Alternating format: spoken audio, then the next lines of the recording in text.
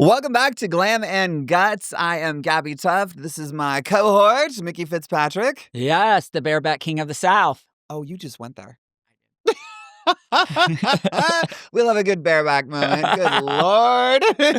I'm still high off my bareback moment this week. As you should be. Yeah, they're very few and far in between for me, but it was a good one. Proud of you. I had a big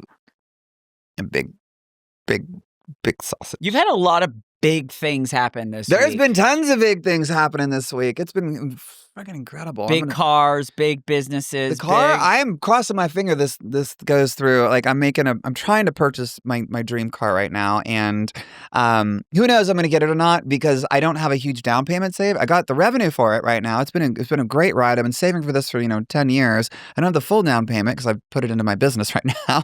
But I'm like, I have enough monthly payment to do it, and I was only approved for a certain amount. I'm like, okay, well you need this month's bank statement to see really what's going on. So it's wait one day and let me get you the bank statement from this month and everything will be good. So that's what's going on. And I'm a little wound up tight because I really want this car. Yeah. Not to brag. I just want this fucking car. It's been on my wall since I was 10 years old. What is the car? But if I don't get it, then I mean. But that's okay. I think sharing this is really We're talking about failures. So the whole context of this episode is it's business, and it's what we've learned along our path as entrepreneurs. We've been self-employed for as long as we can fucking remember. Yes. We don't work in quote unquote the corporate world. We've built ourselves from scratch, had to rebuild ourselves many times. But this is an insight as to how many failures happen to make that entrepreneur, make that person who you are. You don't get that. The master has failed more times than the student has ever tried. And right now, I'm in the middle of potentially failing. The short version is I'm trying to buy a Lamborghini Huracan, a Technica. It's fucking purple. It's got this beautiful livery. It's purple Lamborghini. It's got this beautiful fucking livery. It's not a cheap car. It's like $357 out the door. And I'm like, I can do it. I'm like, no problem. I'll put couple of tens down and see what happens. And then they're like, you only got approved for $200,000. I'm like, what? I'm like, dude, the monthly payment is like, no problem. But and this isn't to brag. I'm just like saying I can handle a monthly payment. It's just like, okay, is it the universe telling me focus on the business and let this come next year? Because I'm like, okay, maybe that's, I've got a beautiful new M4 coming that I ordered. Or is it testing you to be sure, in general, that you even want this? Because what happens... I don't know why. It's because I've been dreaming about it since I was 10. Go ahead. I'm sorry. No. I want this fucking car just to say I did it. I know you want it because you have spoken about Lamborghinis. As long as I've known you, we've talked about it. I love those cars. And it's funny how it always comes up with us, like the hat and the fashion. The Lambo hat. Oh my gosh. I love that hat. It's so funny. You talked about grasshoppers and dragonflies. They're symbols of like prosperity and money. And we were sitting outside on my front patio the other day. I've got this really cute patio set and all my Halloween decorations are up right now. And we were just kind of enjoying it. And this grasshopper just lands on the table in front of Mickey and I. And he's like, look, a grasshopper. And I said, oh, you know what that means, right? That's prosperity. That's money.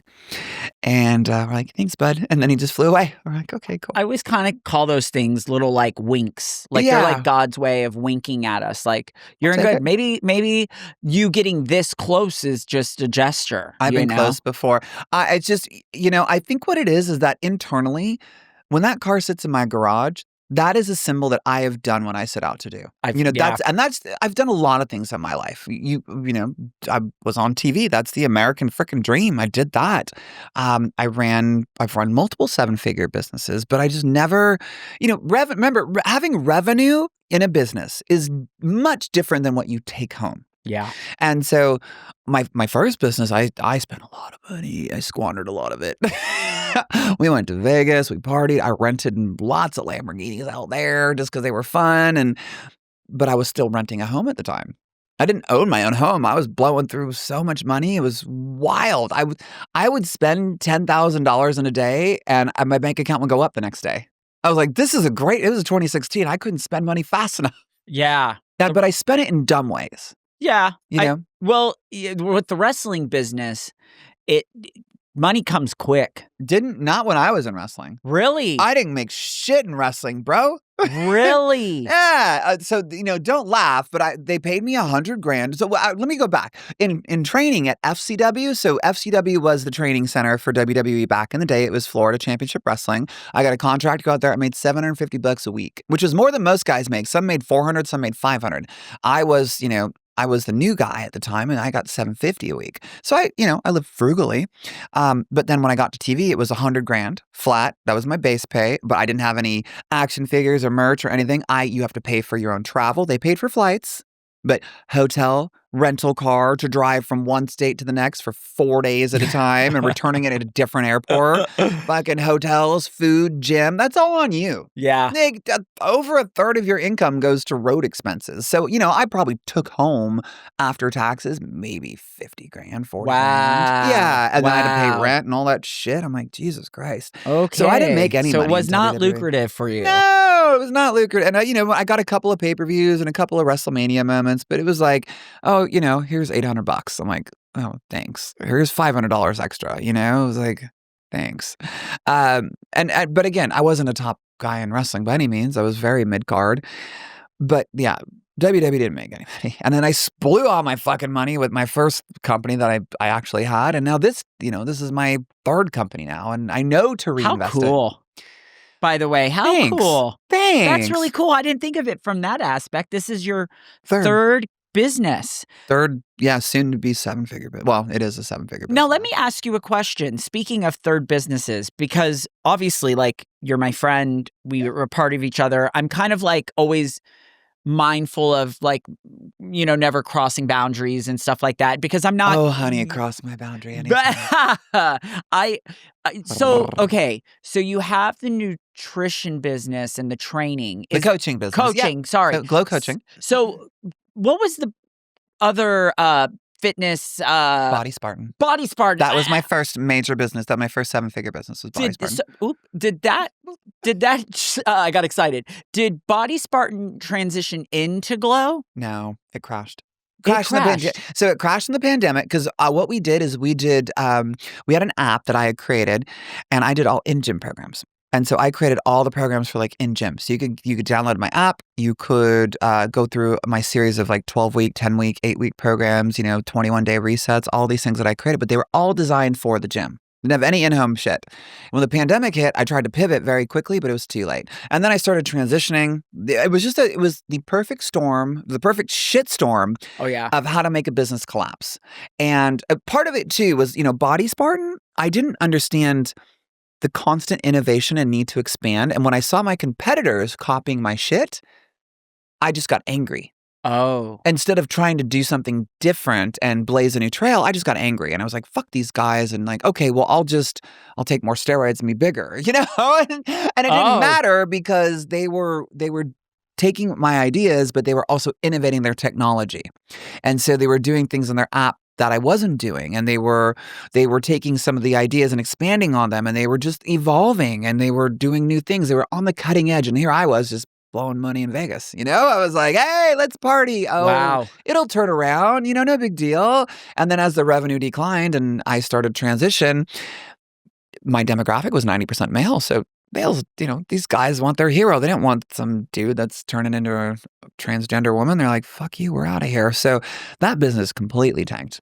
Completely tanked. Yeah. I didn't even think of that because I see and obviously hear so much of your success when we're together and hearing like different stories of your clients and people you've coached and seeing their work, like you do the before and after photos and stuff. Yeah. I never realized the transition aspect of Body Spartan and now the coaching business. So I never had the intent to go back to coaching when I started transitioning because here I am trying to figure out life.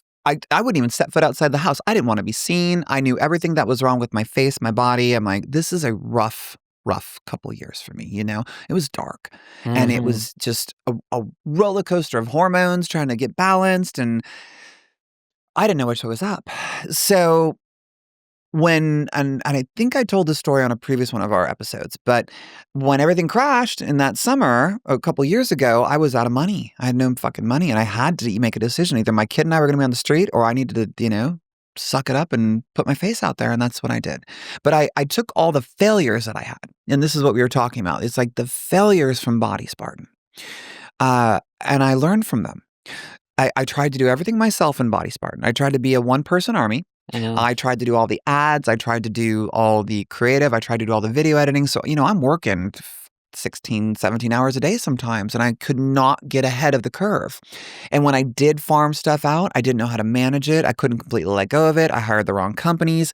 Now going into it, I haven't spent a fucking dime of my money. I did buy a car at one point. I bought, because I had this truck that was falling apart at an F-150. I bought a little Lexus, and I'm like, okay, that's moderate.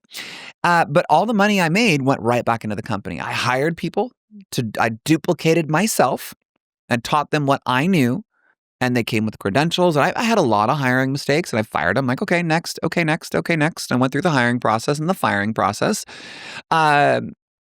But all the money I made went back into the company to grow it and grow it and grow it and grow it. And that's how that coaching company grew. And it always was about keeping my culture, keeping what I believed in, keeping the Gabbi approved standard, making sure we got the behavioral pattern modification, like teaching about the why instead of the how. Like everybody's like, how do I lose weight? It's like, not how, it's why.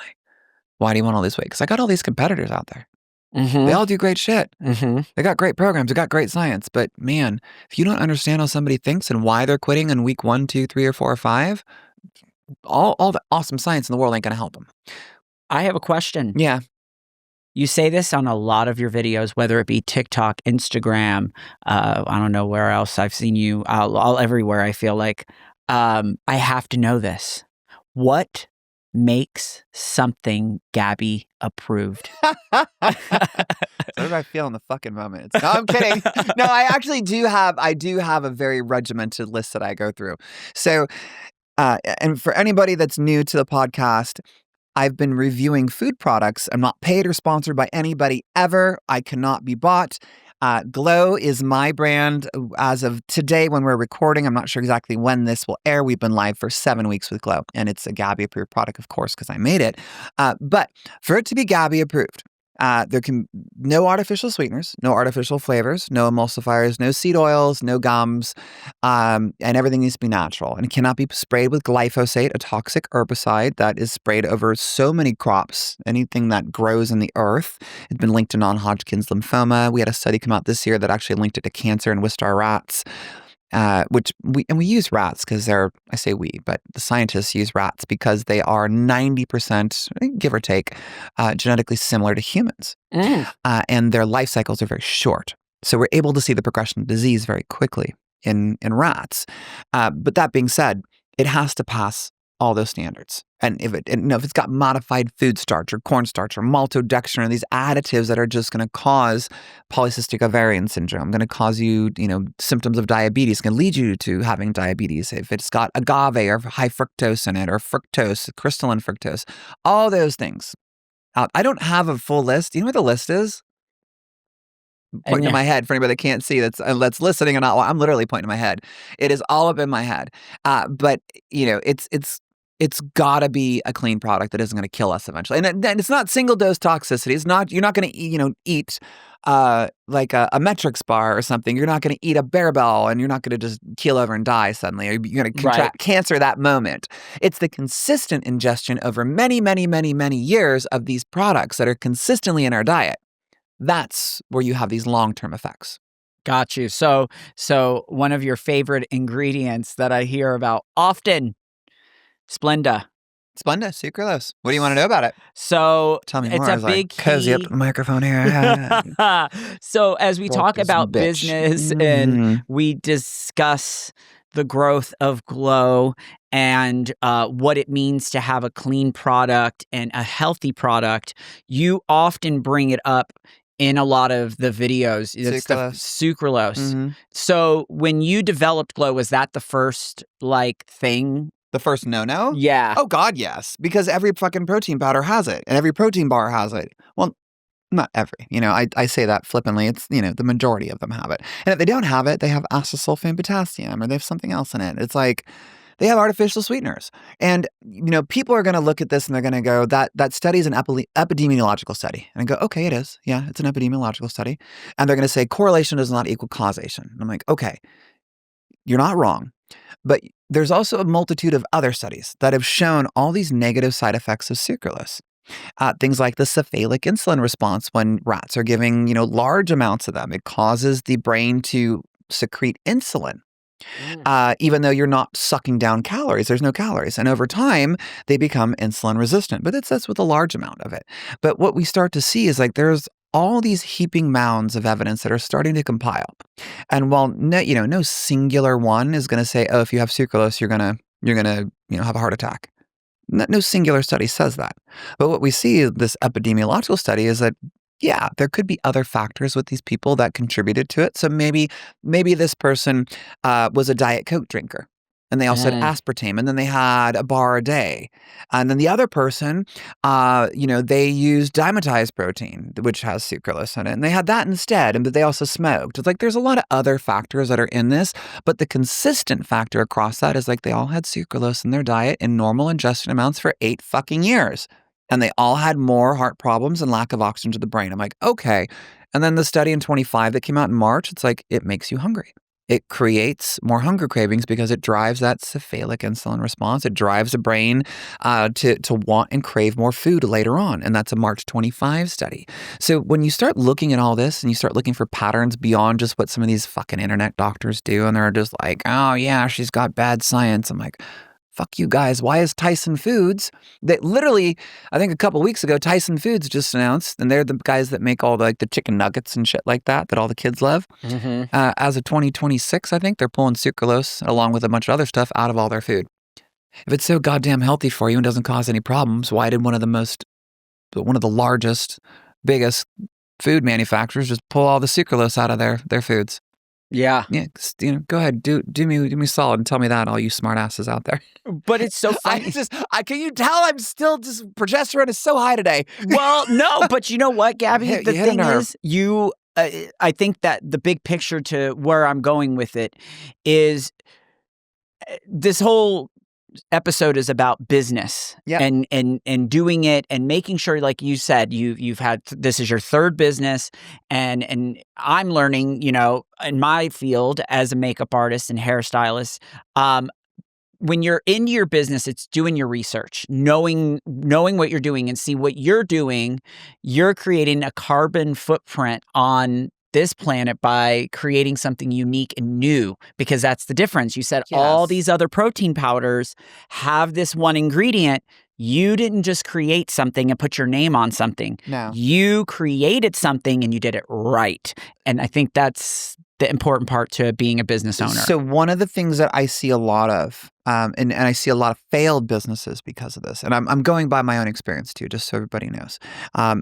People want to make money, and I cannot fault anybody for that. Like, making money, it makes things so much easier. People that's like, oh, money's the root of all evil. I'm like, shit, you never had money.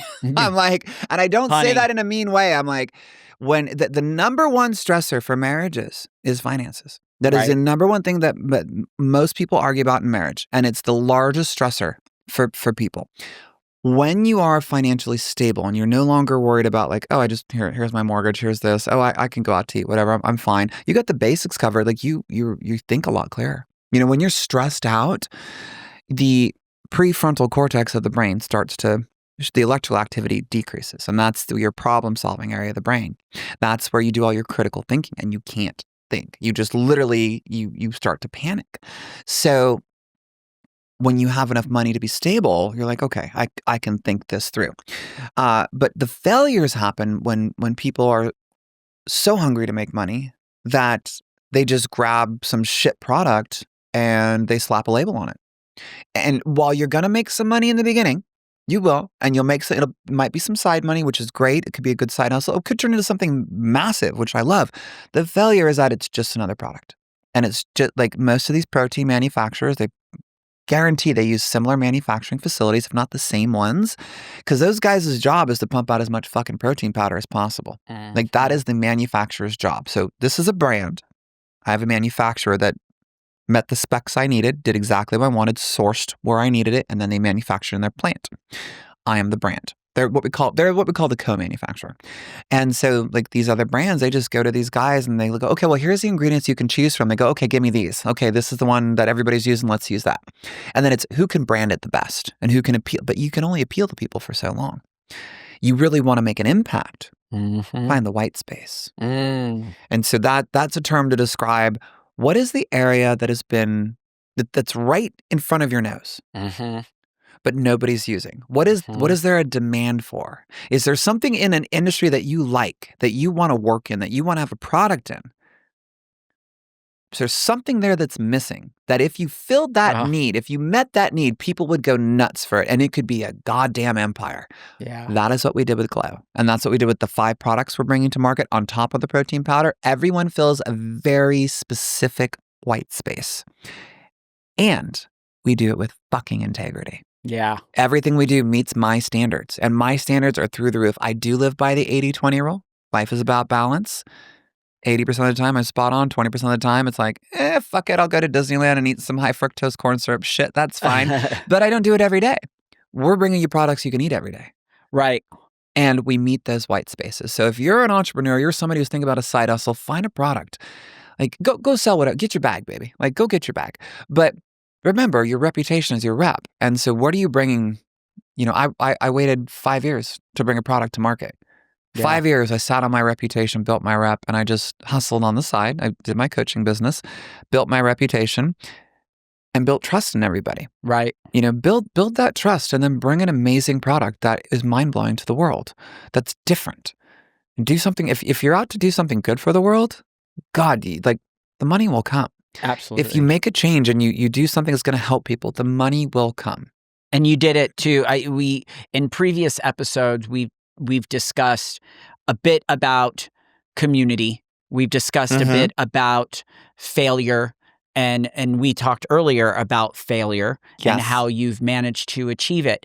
Something that I wanted to touch base on is the grace aspect of it, and there's a lot of mental to a business.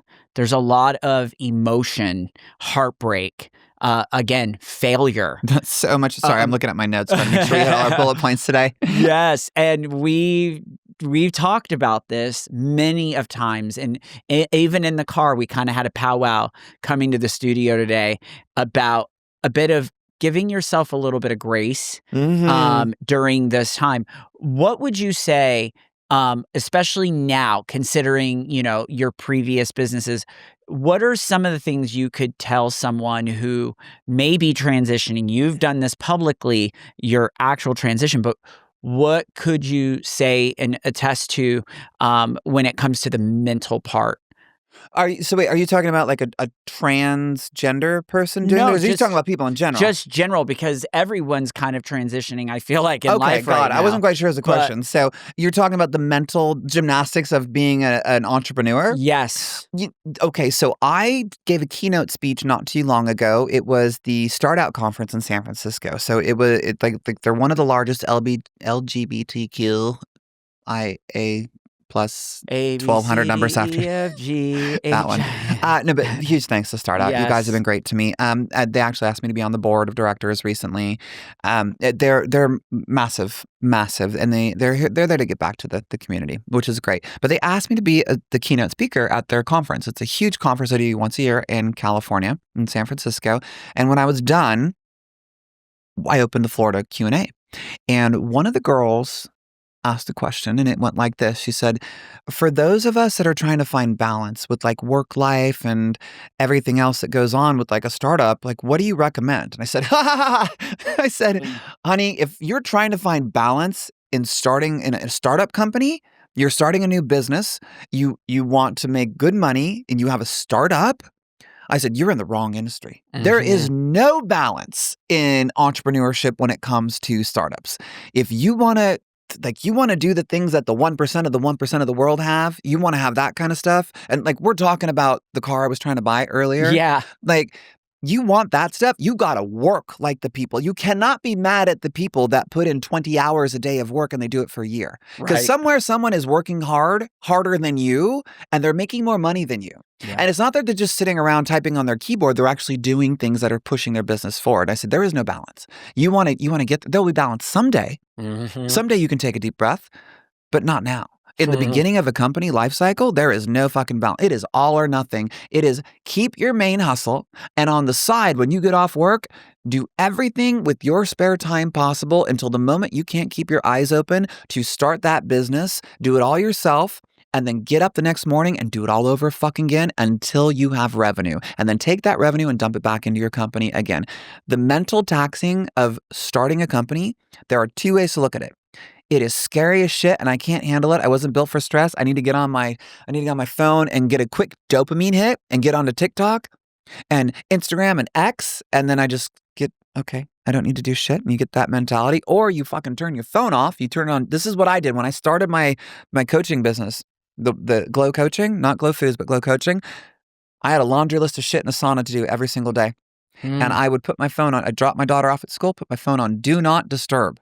Right. And I would push it. I'd go like this and I'd push it away the side of my desk. And for those of you who can't see on the that are listening to the pod, I like stretch out. I push to the farthest corner of my desk.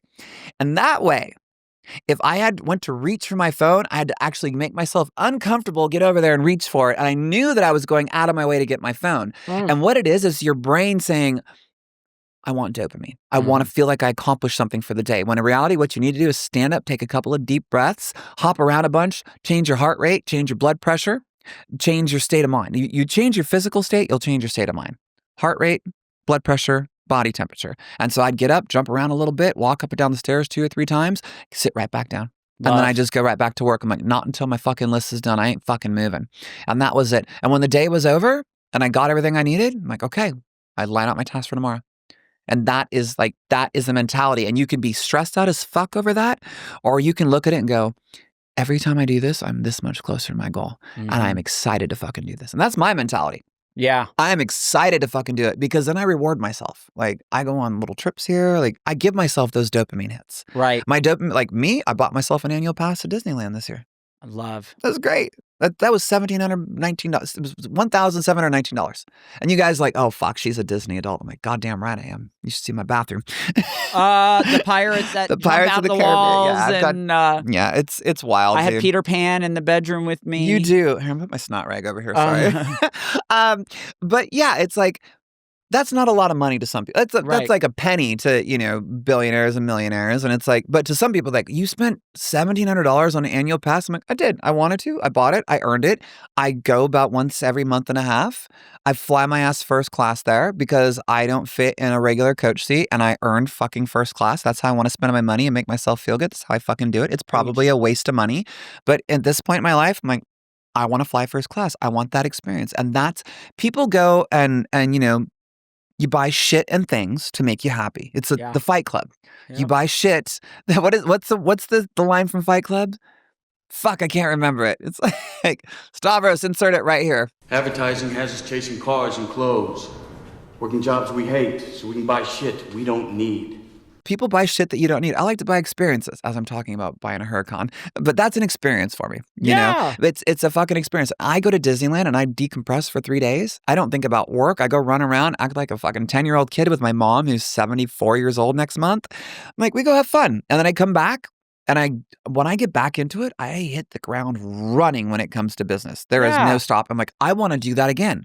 Yeah. But it takes a month for me to do it or a month and a half to like get myself set. And then I work hard. So the mental gymnastics is, stay the fuck off your phone, guys. Like put your shit on do not disturb. If you can't go a day without ignoring notifications or hopping on your phone to twiddle around on TikTok and Twitter and all those fucking things. I just dropped my phone on the ground. Then you're not built for entrepreneurship. But you can train yourself to do that. But what's so good and what you're, the thing about you getting rid of the phone is also you're getting rid of what's going to drain you anyways. You're going to see shit that's going to make you uninspired. You're going to be, seeing all this bullshit in the news and things that are just fucking mainstream media, so man. in a Jesus way, Christ. it's helpful. So that's great. What Gab. about, so, we're talking about my failures in business. What about your failures? Like Oh, man. where in your process, like if you could look back and go, this was a major learning point where I failed hard, but now I grew from it and now I know exactly what to do, or I took it. And like, what is one of those examples that you could give? So it's kind of bizarre. I look at things a little differently. So for me, I don't look at any of the things as failures. So I look at my situations as growth. So when I look at my mistakes in the past, I always climbed a ladder. I saw what my dad did and how he evolved in his business. And can we talk about your dad? So he worked Publix supermarkets, and he knew what he wanted to do. Publix, he was able the massive grocery chain. Able to retire at a great age, and young, by the way. And he went to college for grocery. Like, he knew this was something he wanted to do. He knew how lucrative it was. Plus, he is super creative. He's an art guy. Like, he loves music. Can we tell everybody what his position was? Or is that a he was in corporate, like in the chairs and all that. He was up high on the ladder. So that's wild. That's a massive grocery chain. And then anyone that knows Publix, Publix isn't everywhere, but Florida, basically. He evolved in management. Like, he started here, and then he just kept. Did he start at the bottom? Was he a checker and things? He did all the things. Oh my God. Again, he went to college for this too. So he really was like, I want to know this business, and he loved it. And he went to college for it. And like, funny enough, I see his little plaques that have like the degrees on it and stuff, and he just takes so much pride in it. So, and again, that pride in itself was so inspiring to me. Now, I always knew I would be where I'm at today. I knew I would be in entertainment. I was always in areas, whether it was dancing, backup dancing, all these different things. I took jobs though. Fun fact, I loved Madonna so much. Oh, we all loved Madonna. I grew up with her. Madonna's first job, not many people know this, by the way. She worked at Dunkin' Donuts. Shut the front door. In New York City. Good for her. Yeah, she did. For her. She took that job, honey. Did it. I don't know if there's a story behind it. I'm going to fuck it up. But I want to say that the Dunkin' Donuts she worked at might have some original photos of her in it. I think you got to do the Googler and find out about it. I think you can find out something about it. But anyways, I those were little elements of things for me that motivated me. If Madonna worked at Dunkin' Donuts, and she still she was singing and dancing in clubs and then went to Dunkin' Donuts, and then until she quit, until she realized nope, I'm not fucking making donuts. How does this relate back to your dad? I was just the climbing the ladder from the bottom. Yeah, okay, you have to. You can't just fucking get to point Z from, you have to. There's work involved. Absolutely. But for me, I never saw any of those stupid little jobs as failures. I didn't. I was no, because I'm going to take those things and I'm not going to just be flipping the donuts. I'm going to be running the business. There you go. That was the mindset. And then, and of course, in my world, I realized those things were not working out for me. The little jobs, those little retail spaces were not it. I think there's a certain mindset for people where, guys like you, people like me, and other entrepreneurs where you go, yeah, this is fucking dead end. No, there's no way I can do the things that I've always dreamed of with this job. And I didn't do it long. I do, however, have one moment where I did have what I call a breakup with makeup, where I was so fed up with the industry because it was so stale. And this was right before the launch of YouTube and there was a space. Again, you made the comment about the white space. Yeah. Until the white space was there.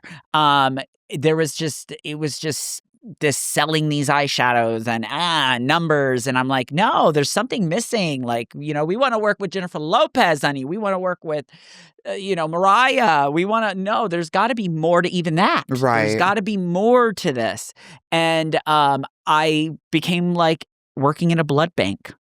And working as a phlebotomist and pulling labs and spinning them in a lab. I worked. You did that? In a lab. How do I don't know this? Honey, she wore scrubs. You can't say blood bank without me thinking of Blade, like the original movie, because they used to go right. I love that song. Was so hot. God, I just fled the basement. Oh, yeah. That scene was so like.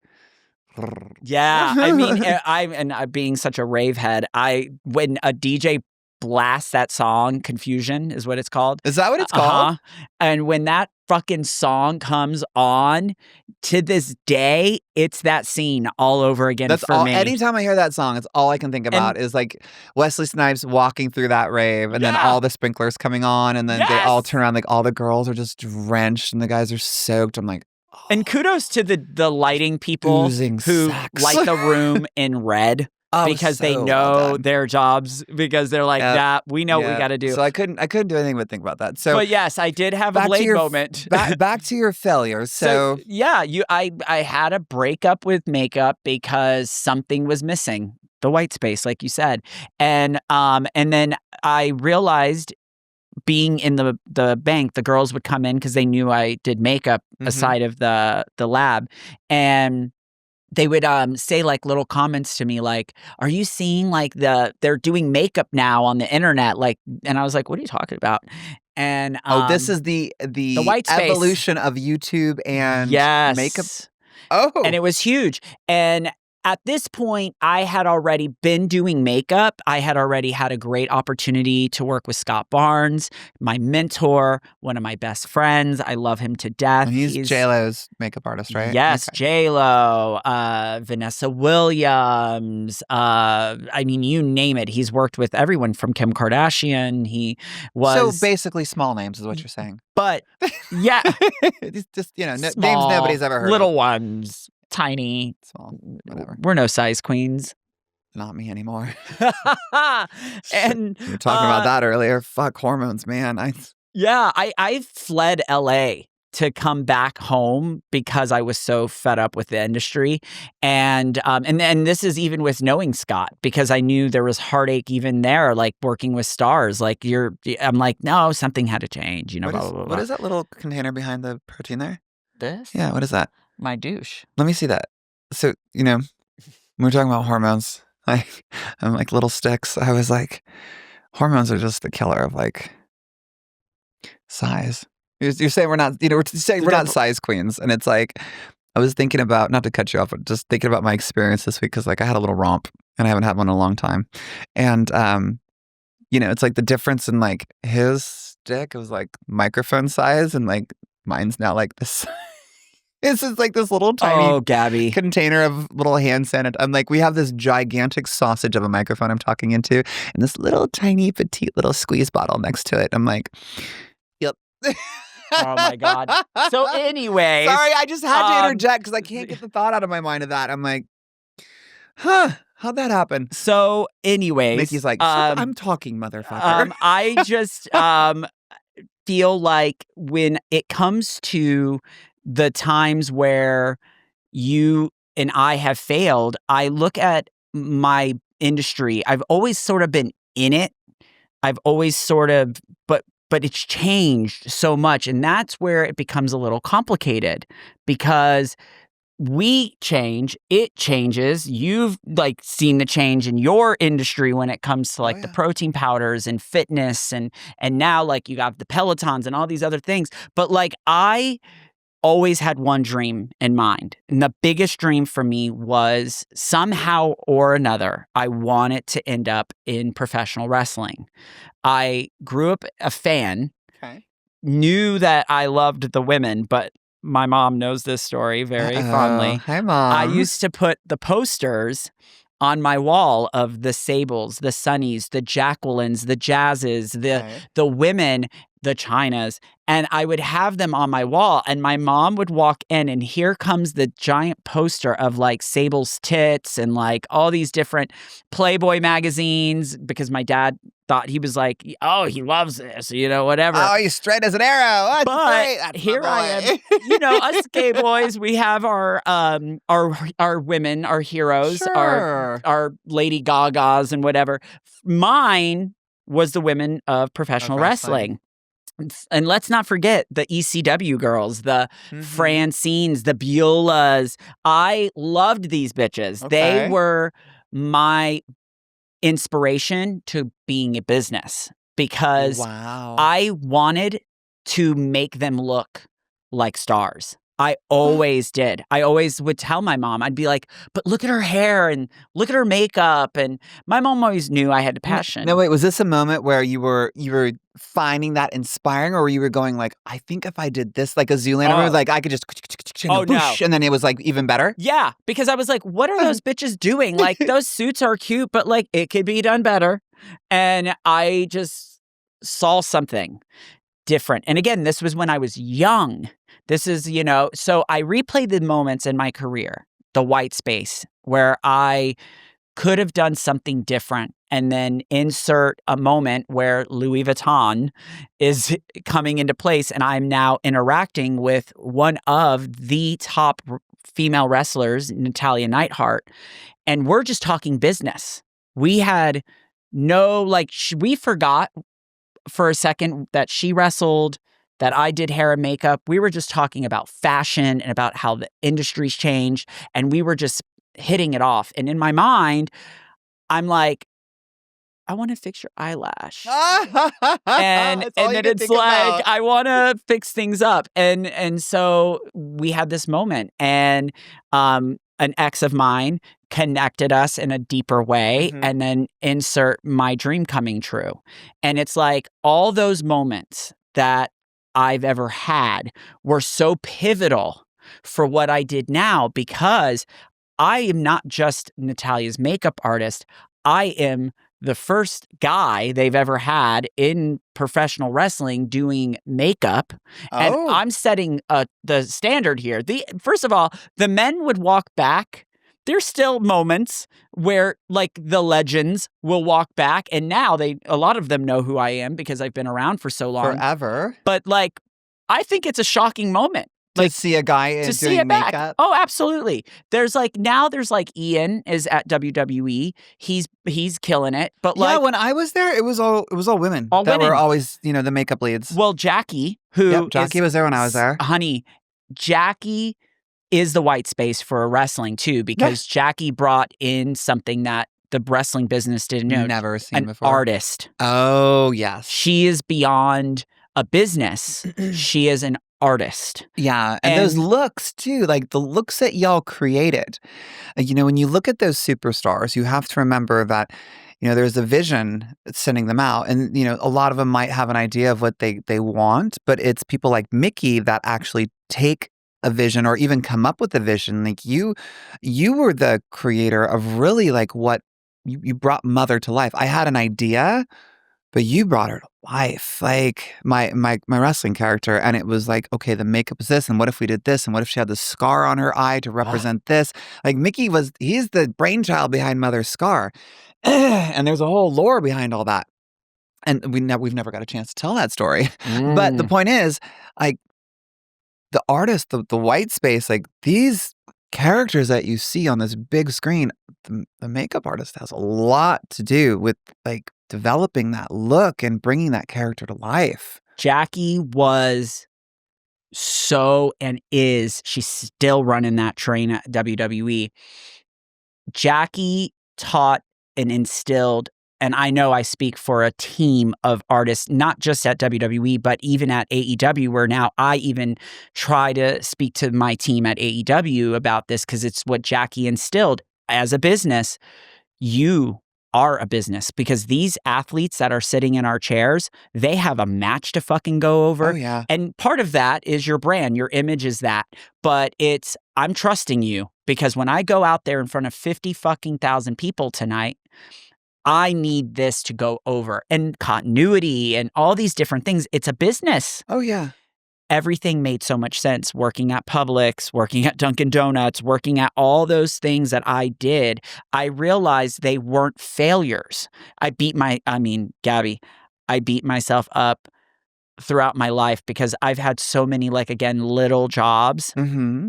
One of them was I worked at Vision Works. Oh, yeah, the eyeglass place, right? Eyeglass. Yeah. By the way, one of my thing that I take back from Vision Works was, to this day, my best friend who I met through there. Aww. Marla, I love you so much. You saved my life in so many ways. But so sweet. I met her through there because she is the eye specialist. And so she and I bonded. And oh God, was she a hateful bitch in the beginning. She was like, because she saw right through me, which is why we get along so well. She knew that this wasn't it, for me, that I was just... You were just passing through. I was passing. But girl, I knew that this job wasn't for me when the director, and Marla would laugh at this story, the director of Vision Works flew in, like the boss, the main one who didn't even live nearby. Okay. She flies in to like check the store, and she and I hit it off. Let me tell you, she takes me to lunch. Oh, she's like loving me. She no. could give a fuck about what I did there. She asks me to go have Mexican lunch with her. We have to go to Granger. She has to go run errands. And I'm like running errands with this woman. So you're just going along with like the big wig? Yeah, her name's Maureen, by the way. And Maureen is amazing. She's still in my life via social media.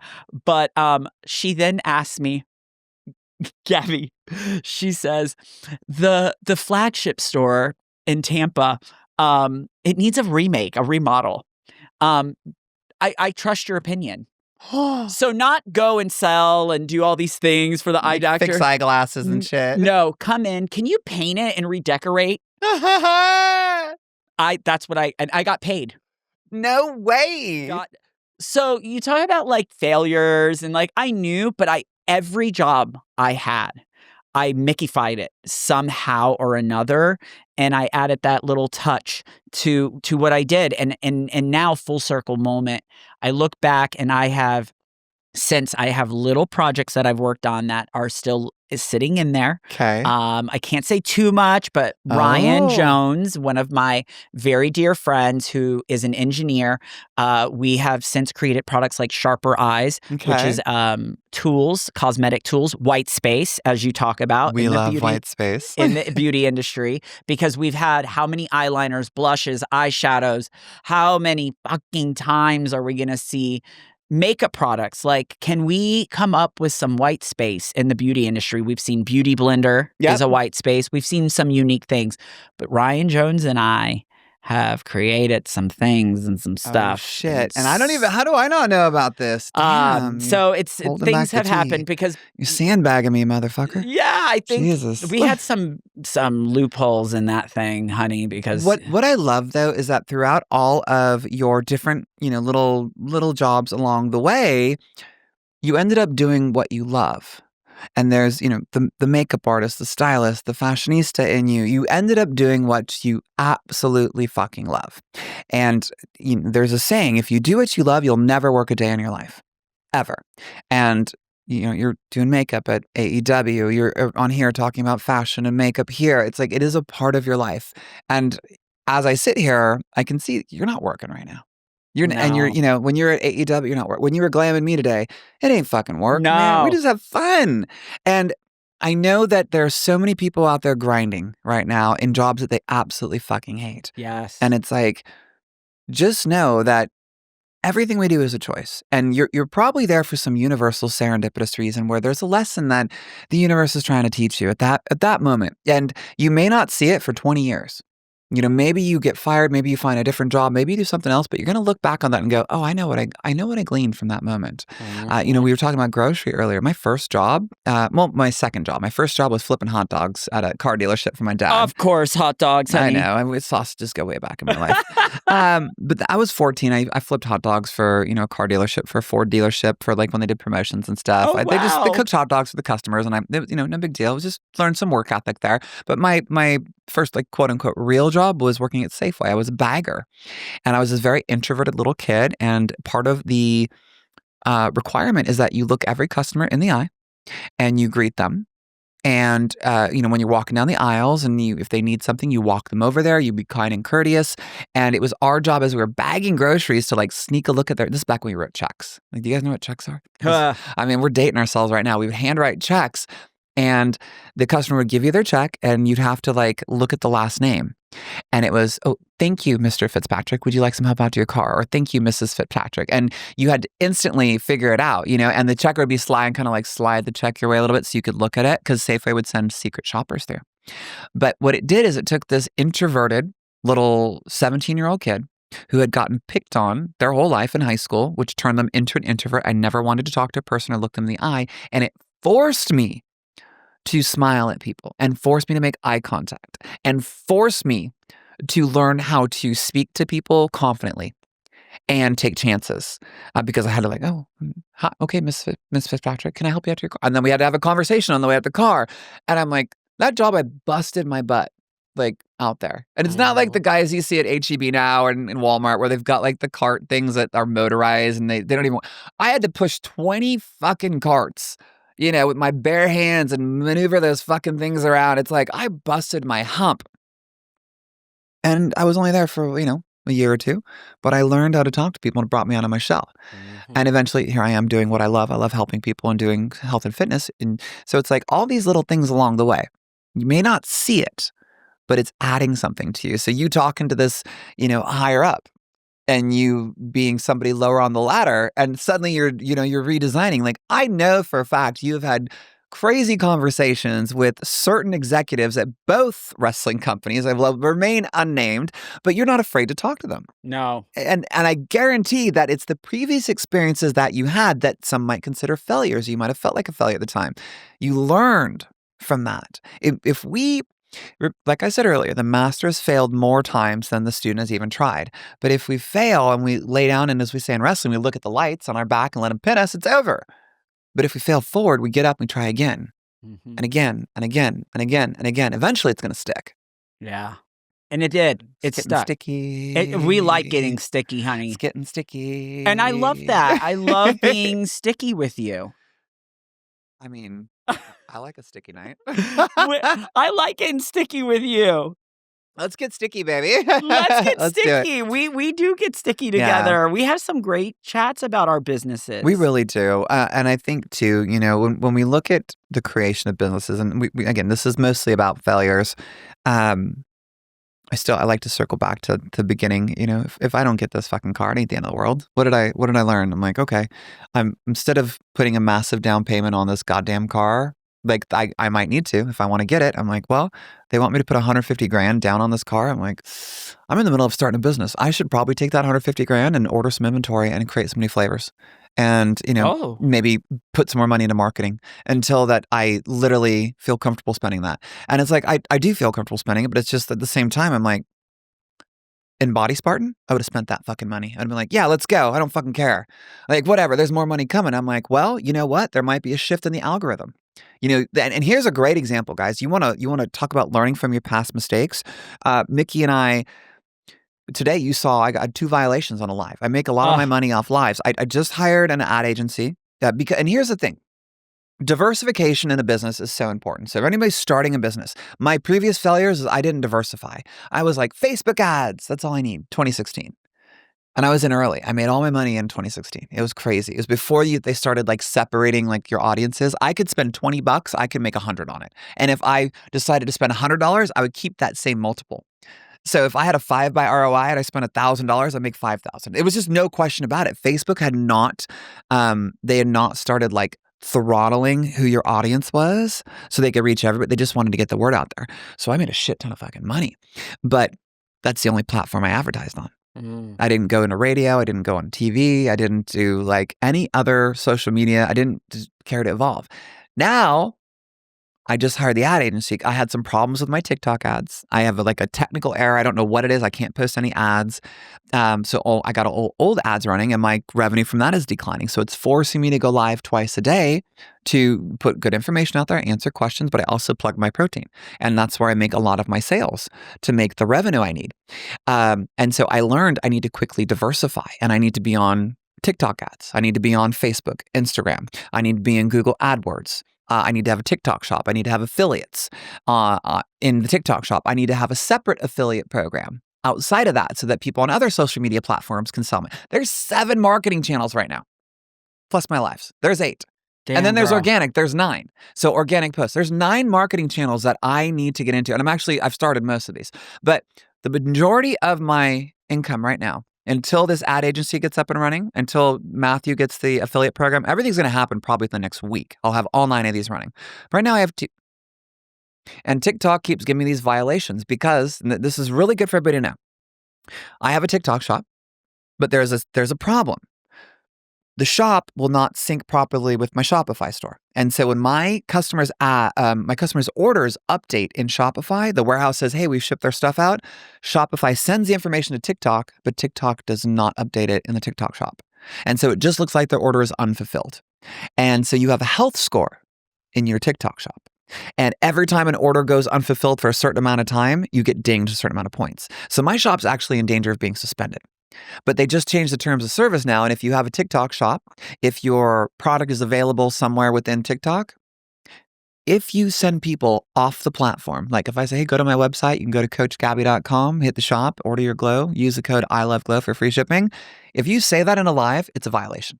But why? Because remember, if you sell something in the TikTok shop, they make a little percentage off of it. TikTok does. And so they want you to make sure that if you are selling something and is there any way, shape, or form somebody can buy it on TikTok in their shop, that's how you do it. It's almost like a conspiracy in a way. It's really good business for them. It sucks for somebody like me where I have 3 support tickets in. I have no help from TikTok and my lives are in danger of being shut down right now. And then all I have is my organic posts. I do not want to flood my organic posts with a bunch of sales. Mm-hmm. I want to keep good content there. And there's a Gary Vaynerchuk. He's a great entrepreneur. He owns VaynerMedia. He has a great book. It's called Jab, Jab, Jab, Right Hook. And it's basically the jabs are like high quality info, sale. Jab, jab, jab, right hook. And that's what I do. I post a bunch of good shit and then boom, and every now and then I'll throw a sale in there. It's like, okay, that's how you should run your organic content. And it works great. But the lives, I answer a ton of great questions and then I throw a sale in there. But if I can't send people off site, I'm fucked. And that was something I learned in Body Spartan. I was like, I must diversify immediately. If all I have is one platform to make my money on, to get visibility, and that platform has the rug pulled out from underneath you, you are fucked. That's why I will have 9 marketing channels for Glow, for my protein, by probably end of this week and at the latest end of next week. And so remember, that first pop you get when you start your product, it's only going to last so long. And then people are going to get tired of seeing you. And then it's going to decline. You better, you got a good product, people have to see it. Yeah. So make sure that you are diversifying. Make sure that you are on every possible fucking platform. And again, instead of going to Vegas like I did with Body Spartan and going renting great cars and getting suites at the fucking the Cosmopolitan, I got suites up there and shit, and just I would blow so much money. It was stupid. I thought you were gonna say you just blew. I didn't do any. I didn't do any of the blowing back then. There was a lot of blowing on me though.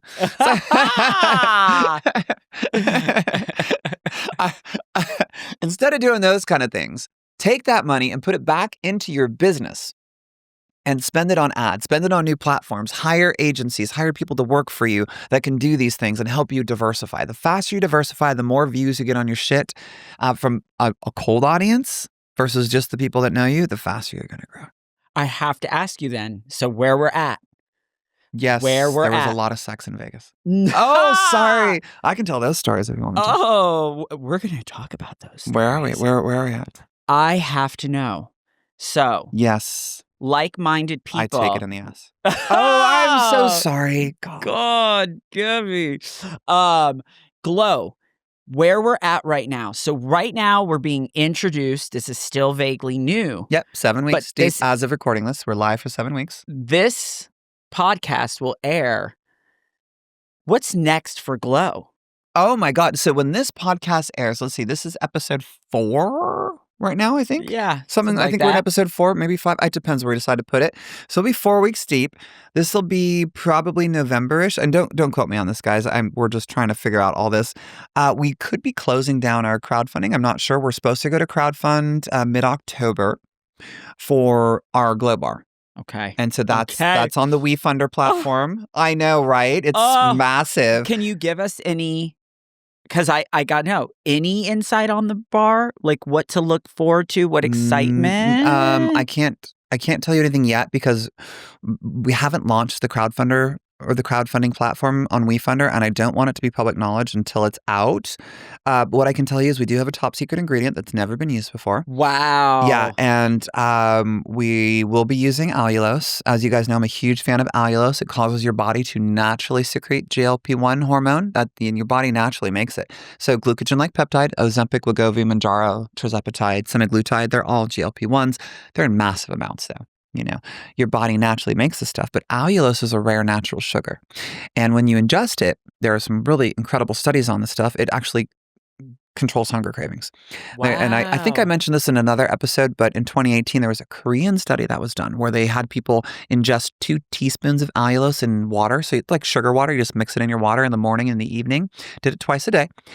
And those people didn't change their nutrition. They didn't change their exercise. They lost weight, but they also lost body fat mass. So they actually lost body fat. And we're not talking like, oh, they lost 10 pounds and now they got a 6-pack. It's a statistically significant amount. So it was enough to go, well, that's an eyebrow raiser. Holy crap. So if we know it does that, we know it curbs your hunger cravings. We're going to put that in our bars on top of this top secret ingredient that will actually, and here's what I'll tell you about the top secret ingredient. It's going to help prevent the carbohydrates from being shuttled once you ingest them to body fat. So you'll be able to eat a carbohydrate and not have it shuttled to body fat. Talk about some guts on Glam and Guts. Shit, yeah, motherfucker. Oh, that's so exciting. See, and all this. I know. Look at me just cussing like a sailor, and I'm the goddamn chairman of this company. Don't mind me. This is me. I don't give 2 shits. But you earned it. And this is what this whole episode's about. It's the excitement of what's to come and what you get to look forward to when you find your rhythm and you figure out what it is you want. And it's so special. And I'm so excited. Oh, thanks. Well, you should be, because you're going to get a lifetime supply of the bars.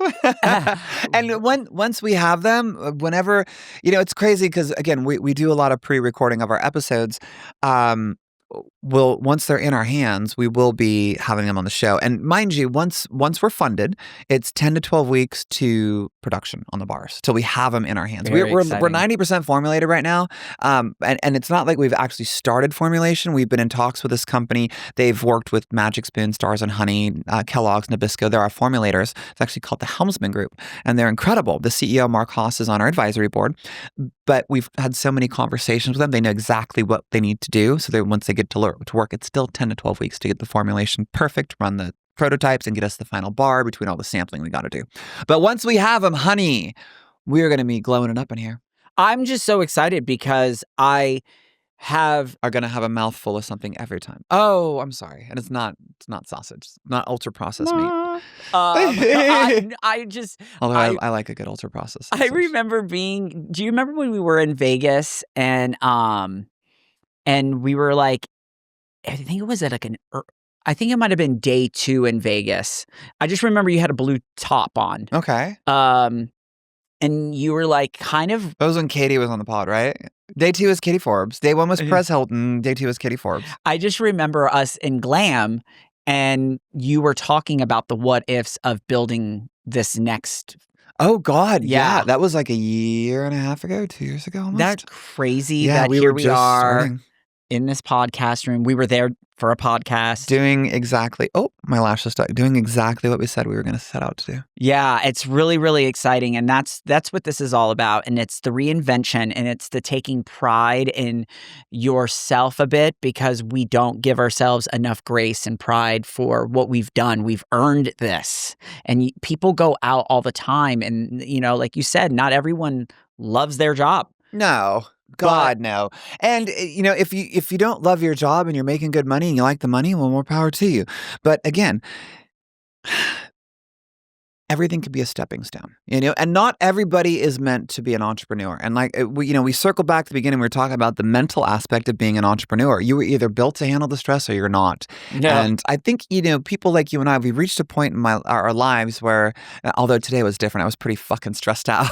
And it's always before big moments. We talked about this too. I said, before major level ups in your life, I always feel like the universe throws all sorts of shit your way. Oh, yeah. All your demons start to resurface. Oh, yeah. Before these major level ups, just to test you and see if you're ready for this next phase in your life. And I really thought I was ready. And today I was, progesterone is at my peak again. I'm just very, very snippy and snappy and sassy. Gabbi came out today. I snipped at Mia a little bit. I'm like, fuck, I don't do that. And it's not like it wasn't a bad snip. I was being a normal parent instead of a Gabbi parent. And which was kind of shocking for her. I had stress from trying to, buy this car. I had stress from getting ready to launch our crowdfunding. And there's tons of stuff I got to do. And also I want to clean out the garage and have it ready for the car, and which is a ton of fucking work. And I'm looking at this and I'm like, holy shit. And I'm getting stressed out. And what Mickey reminded me on the drive over was live in the moment, girl. And I completely forgot that the whole reason that everything has worked so good, and I know you guys are going to think this is crazy because I'm so science-based and I am so rooted in, business, entrepreneurship, and everything's just textbook. But in order for amazing things to happen, you have to truly manifest it. And you have to believe it's going to happen. I know this woo-woo shit's going to be people like, fuck you. I'm like, the law of attraction is real. And if you are not if your soul is not vibrating at the highest possible level, you are not ready for it. And the universe will not give it to you. And for the last X amount of weeks, I have been in the highest. I can feel it in my soul, like that happy joyfulness throughout my body. No matter how much work has to be done, I'm like, this is fun. I can handle this. I love this. Good things are coming. And I just kept seeing the results. And today I let it all get to me. And you reminded me to be in the moment. And I'm like, okay, got it. And I was able to switch in that moment. And that's another thing. People hold on to their frustration. And even in work, and these are lessons learned, guys, from my previous failures. You hold on to your frustration from the day. And I say you, but it's we. We hold on to our frustrations. We hold on to emotions, the stress, and we allow it to just snowball into this, downward spiral of shitstorm. And it brings our vibration down, and it does not allow us to have our eye on the prize and soak up that moment that we're supposed to be in. Yeah. And when you feel that happening, humans can change just like that at the snap of fingers. You just simply have to decide. And people, you're going to look at me and be like, no, you cannot change your emotions like that. And I'm going to tell you, guess what, motherfucker? Emotions are all learned behavior.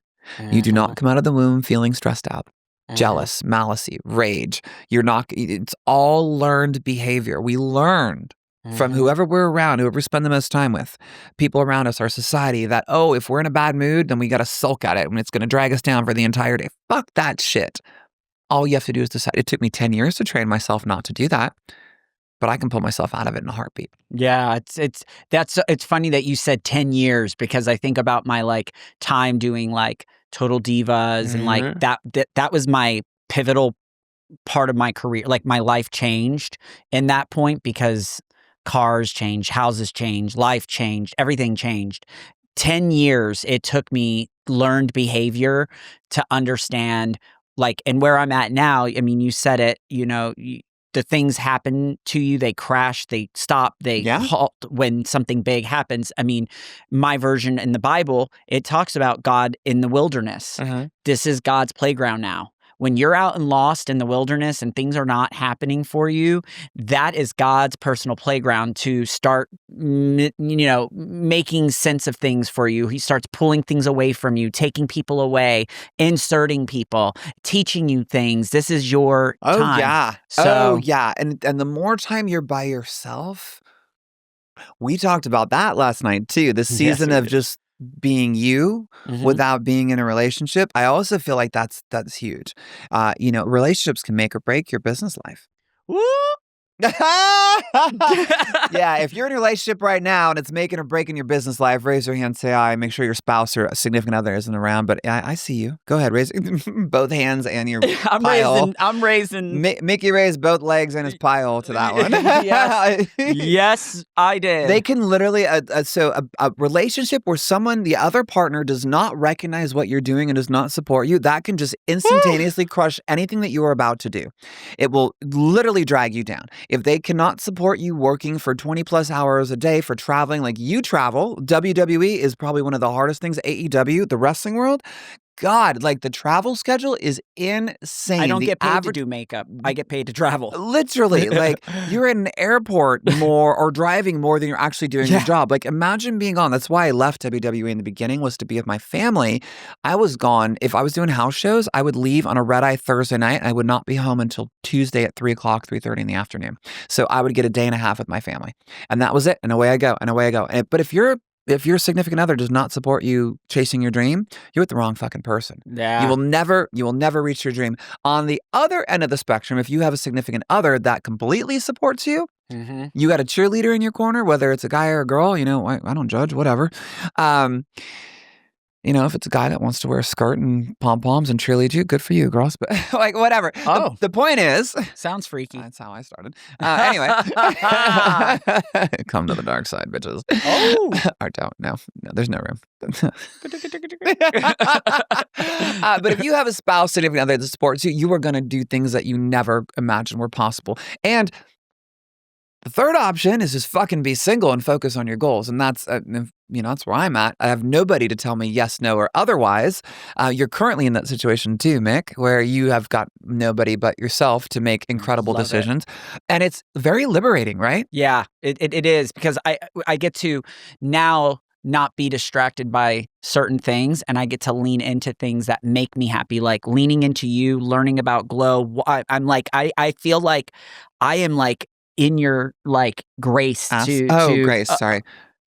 Don't get the internet going, baby, because you know how they be doing, okay? That's all I'm about to say, Gabbi, okay? But no, you as my friend, I get to tap into that now, because I have the freedom to spend so much time with you to learn what you're doing. I've always told you, you've always inspired me. No, thanks. But that's what the single life, like what you're saying, as a single person, you get to indulge into people that you're like, oh shit, now I can spend time with this person. Now I can go here. Now I can do that. And you can do things that make you happy. And all those things that you might have suppressed for somebody else. That part. That part.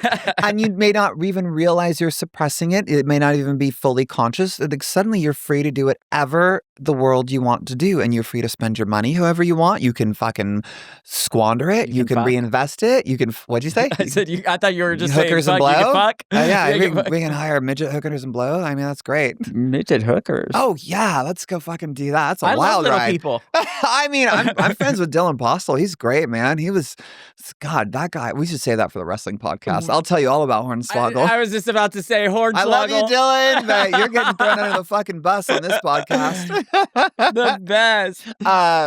Yeah. So I gotta be honest. I think at this point in my life, the single life has been great for me, and it's really been a chance to explore not only who I am, but the things that I want with no inhibitions whatsoever. And that growth that we have in that time when there's nobody around, and hooray for everybody that has a significant other. I'm honestly, truly, deeply happy for you. Like, I want to find love someday. I think. I don't know. Maybe. I don't know. Maybe it's not for me anymore because I am divorced. And maybe it's for you. Maybe it's not. Who knows, Mickey? But for those that haven't and found it and are happy, I'm so happy for you. And I'm saying that genuinely. And so please don't take this as any other way. But for those that are single, I would really capitalize on this time. And really do some soul searching. Codependency is a thing. We tend as humans to fill needs with other people. The holes in our heart that we feel, the lack of something that is missing, we tend to fill with other fucking people. That may not be the best for you in the moment. It just fills one of many aspects that you need in your heart. There may be 10 holes in your heart and they fill one and you're just instantaneously drawn to it. When in reality, you might have been able to fill that hole by yourself by just taking a moment and figuring out who you are and the things that you want in your life. And the unlocking of unlimited power as a human is really an amazing moment. And when I say that, not like I'm some sort of psychotic, I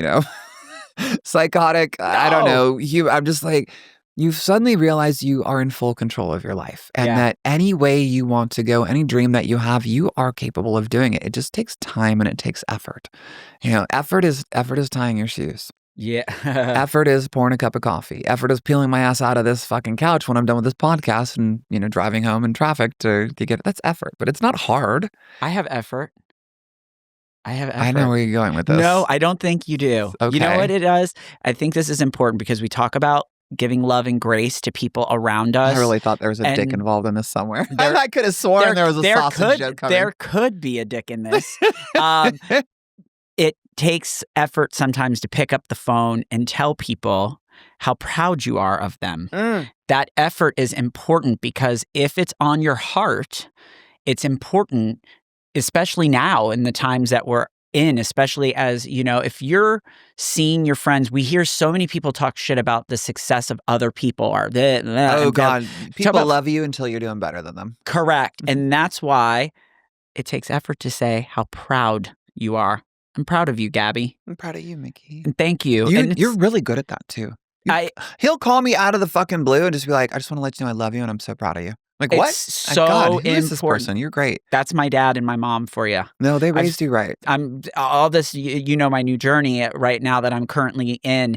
And it's tough when your siblings, the people you love the most, are, a little fragile. And and my mom was always so good about that. She was always so good about giving grace to my friends, her friends. My dad was the same way. Hey, buddy, come over. Let's go drink tonight. Let's go, whatever. It was always celebrating that success. We have to do that more as humans. I love to celebrate success. Yes, it's so we forget important to do that a lot. You talked about picking up the phone and calling people. I'm a big fan of Tony Robbins. He changed my life in many ways. He's kind of one of the fathers of self-help. But one of the things that he suggested doing that he does every morning is he has a list of, makes a list of 3 people that he just literally sends a text and a phone call to and just says, hey, you're doing great. I see what you're doing. I recognize you. Keep it up.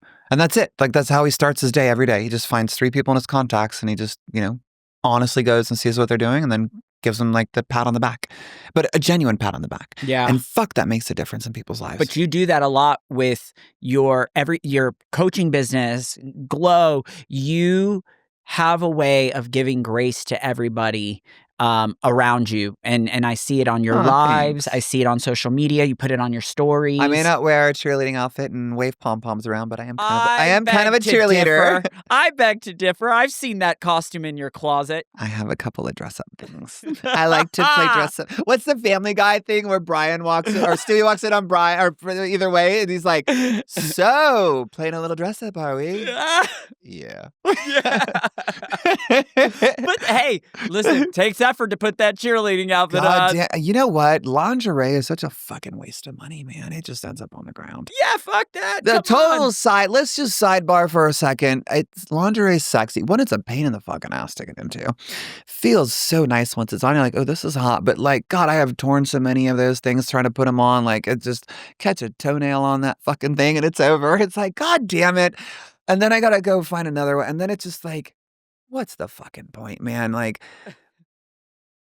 This shit just gets in the way. I'm just here's a towel, take it. All right. I have robes and I have towels. And I'll just I'll either get out of the shower and leave it on and then just kind of let them slowly unwrap it, or they can undo the robe and I'm like, fuck this lingerie shit. Guys have, in the gay world, we have the jockstrap thing. First of all. Is that what it is? Yeah, I'm not into God, it's not for tie this one me. back into business. I just want to feel it all. But Are we get just it. old? Is that what it is? Where it's No, like we just don't appreciate No, this even shit? then, Like, even then, back in the and all of no. I've Mickey's had shaking his head 10 ways from Sunday right No, now. it's Just never like, been for me. Like, I get the yeah. designer. I get the if you feel like whatever. First of all, I put one on because I wanted to understand it. I haven't been an athlete to wear like an actual, like a football player or whatever. Oh, I just had a flashback. I'm sorry. Oh God. We're going to end on my note. I had a Versace jockstrap, but I bought it because I wanted to understand it. And I was like, if I'm gonna buy one, it better Let's see about it. And I put it on, like over the pants to have the moment. And I was like doing like I was dancing around because I could feel my like He's skin. gyrating his hips like Elvis. Yeah, like I could feel it. So yeah, like guys and whatever. But I have been around a lot of people lately. One of my good friends, Carissa. Hello, We were doing a fun Carissa. photo shoot and she had on this lingerie and she showed it to me. She's like laughing and she goes, I don't even know how I'm gonna put this thing on. And she lifts it up and shows me and I'm like, the fuck? What is Like- this thing? like the fuck? Does it come with instructions? Attach tab A to tab A2. Dude, it was like all these strings of things and I was like, so where's the ridiculous. I'm like, so is this going up your Oh! cha-cha? Like, where are we going with the? Is this going in the slit Like, or is it going in the hole? We don't know. So yeah, fuck all that. I think it's funny. You saw me make that face. I was like, "Huh." I had this flashback to a girl, and I will completely not name this woman. When I was younger, I was dating a girl for quite a while. I'm going to give zero details on it because I don't want that person's feelings to be hurt, but they were not in good shape. And not that being in good shape is good, plus I help women that are out of shape all the time. And it's got nothing to do with you being out of shape. It was just like the fact that she would throw on like teddies and stuff. And I think it was... Like teddy bears? No, like teddies, like lingerie teddies. Oh. And this was before Priscilla and I were dating. It was officially before we were dating. And it was like when her and I were just friends, I was dating this other girl. But she was very out of shape. She's like, do you think I'm pretty? And I would have to lie. I'm like, yes. I'm like, I did not find her body attractive. I was in that relationship. I felt like I was kind of forced to be in the relationship. It was a weird, very controlling relationship. And I just like, she had like a smell and a taste. Oh. It was like very tangy and like, I just could not, like every time my tongue would touch, I was like, ugh. And I just remember it like, it was just oozing one time through the teddy. I was like, I can't. I was like, it just reminded me of cat drool. What? And I have that image and that Gabbi. taste. My stomach's Gabbi. actually turning right now. Gabbi. And it was not like it was tuna. It was just like a tangy, Gabbi. like sharp, tangy taste. I'm just like, ugh. Vicky's spraying his like perfume cologne stuff everywhere. Gabbi. You know what I'm talking. I think I was don't know. ruined. Listen. I think that's what ruined lingerie for me. Because even when Priscilla would put it on, and she's a goddess. She is like a goddess among women. Yes. And to a man, that smells really good. Oh my god. It's just peppermint. Well, it definitely smells better than what I was fucking Bacalao. muff diving on. But that being said, like I would look at her and I think I would just have this other vision burned in my head. I'm like, take it off. Like, put it on the ground right now. Yeah, you look great. Get rid of it. I don't even want to see it. And so it was just, yeah. And so, if you want to find a white space, make some lingerie that's easy to put on and off, and find something that will help the women that Come on, have a Perla. tangy taste. Come on, Secrets of Victoria. Come on, I let's don't go. know. Just do something. I don't know what the tang. Maybe it was just we were not eating right or something. It was I don't know. Oh wow. I don't have a vagina, so I don't know the struggle. I'm not going to pretend that I do, but I know I can tell you I've tasted plenty of them, and none of them ever tasted like that. I was like, it happens. So, entrepreneurship. Back to that. Yeah, Let's wrap that's- this fucking podcast up before Gabbi goes down and takes a hard left turn into who knows what. So, remember, when you fail, use those opportunities to fail forward. And remember, I'll say it for a third time, the master has failed more times than the student has tried. If you fail once and you give up, you were not cut out for this. If you fail twice and you give up, you're going to stay exactly in the same routine that you've been in right now. If you're doing the same shit this week that you did the week before and you're expecting different results, that is the literal definition of insanity. If you did doing the same thing this year that you did last year, and you're stuck in the same fucking place, same fucking job, you got big dreams, you talk about doing other stuff. This year, I'm going to lose weight. This year, I'm going to start a new business. This year, I'm going to get that bag. And you're in the same spot. Guess what? That is a goddamn definition of insanity, just on a bigger scale. And yes, this was the trans woman talking to you that had to be diagnosed with gender dysphoria before she could start a transition. From a successful business person, I don't even know what the fuck I am anymore. I'm not... whatever with all these pronouns. Struck a nerve. I don't fucking know, dude. I'm just me. I don't know. I'm just fucking me. But from a business person, do something different than you've done before. If you want to see real change in your life, you must do something different than you've done before. And if you want it to happen, you must take action. You must do it now. So take what we've given you today. And I'm challenging every single person that's listening. Do something different with your life and start today. If you wait another day, that's another day you cannot get back. The sands of time are falling through your hourglass and you cannot stuff them back into the top. Do something different. Take action. Yeah. Go start a fucking business. Go chase your dreams. But just don't let the sun go down another day. No, throw some glitter in your hair, throw a little powder on, please put some mascara on. Or throw some glitter in your ass and let's just call it a fucking day. But whatever it is, do something different than you've done before. Chase your dreams, no matter if it's makeup, if it's fitness, whatever it might be. Find the white space, learn from your failures, take that plunge, and please go be who you're supposed to be. We'll see you next time on Glam and Guts. Love your hair, hope you win. Don't go bald.